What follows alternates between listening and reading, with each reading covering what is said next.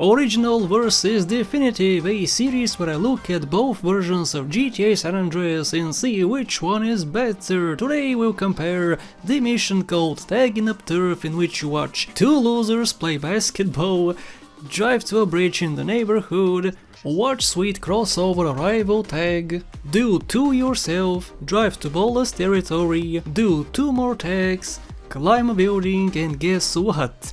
Tag over the last one. Lastly, drive back to Grove Street and drop off sweet. We'll compare tasks, execution, speedrun tactics and gameplay. Both games are completely vanilla, played on PC. I am your host, BadInfos. Leave a like and subscribe for more of the same. Now let's see how the mission compares between both versions. For starters, in the original, you cannot see inside of Sweet's house. The curtains are way too thick.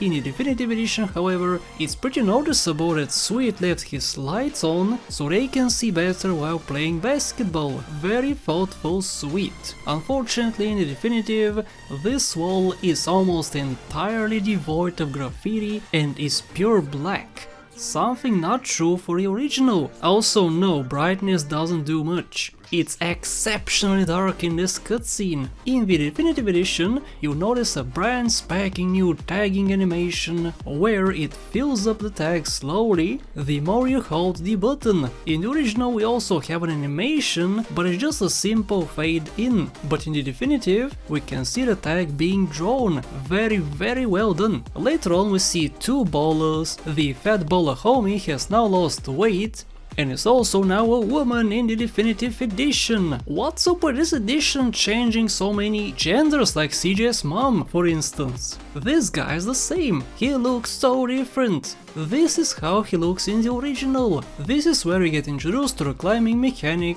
In the original, listen to this. You have to lift up your finger, alright? Your finger, you have to lift it up and place it on your keyboard to press a button. That's how you jump.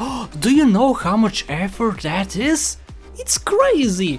Now in the Definitive Edition, it's all automated. Mr. CJ can climb walls automatically, the way of the future!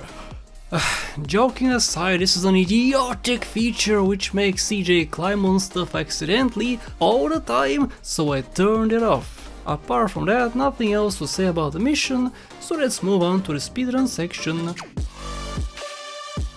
The first speedrun tactic we can use here is to draw over this tag through a wall. Yep, even if you can't see it, you can still draw over it. Unfortunately, in the Definitive Edition this is not possible, and yes, I spent several minutes trying it out, but nope, it does not work. The second tactic we can use in this mission is to skip the climbing tutorial by going in a different route. From a distance, if you jump correctly, you can climb the tall roof. This is possible in the Definitive as well, only if you have how to climb off, since it could mess you up. This method saves a lot of time and potential jail time as well, since the police officers have more time to get you.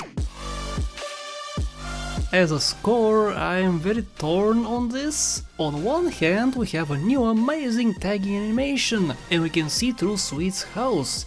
On the other hand, Sweet's wall is all black, climbing is automatic, although we can turn it off. Oh boy, not sure which version is better, so I'll just say that both are equal. What do you guys think? Let me know in the comments below, leave a like and subscribe if you enjoyed. Thank you for watching, and a very special thank you to my top channel members and patrons: Monish Puri, Alex Chavez, Max Robinson, LMP Racing, House the Chowder, Max Rich, Smokio, and everybody else on the screen. Become a supporter today.